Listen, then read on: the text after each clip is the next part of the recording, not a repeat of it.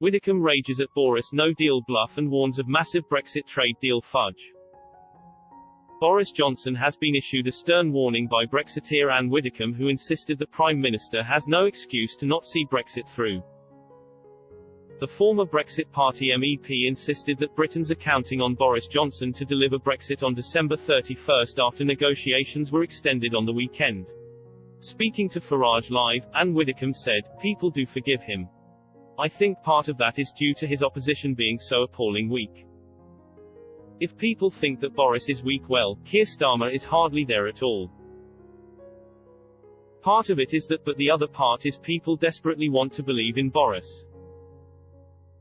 They think r.a.g.e.s the real thing. H is very different from previous prime ministers. They want to believe in Boris. I used to believe in Boris, and I really hoped that he would see this through when he got his majority of 80. After all, r.a.g.e.s got no excuse not to see it through." Ms. Widdecombe continued, "H is still talking about no deal, but if he actually believes that, and if he really believes r.a.g.e.s going to leave with no deal, then what are we waiting for?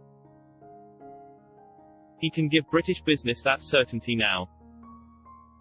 Instead r.a.g.e.s just talking about it. No wonder the EU doesn't believe him. Why would they?"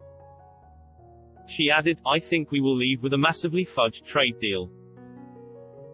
Conservative Party grandee William Hague has warned Mr. Johnson that regardless of whether or not Britain leaves Europe with a Brexit deal, the real test of the Prime Minister and the government will come in what happens next. As talks on an exit agreement continue, Lord Hague said Mr. Johnson has turned in a strong performance in convincing the EU's Ursula von der Leyen he is crazy enough to cause a lot of damage by leaving without a deal rather than settle for a poor outcome.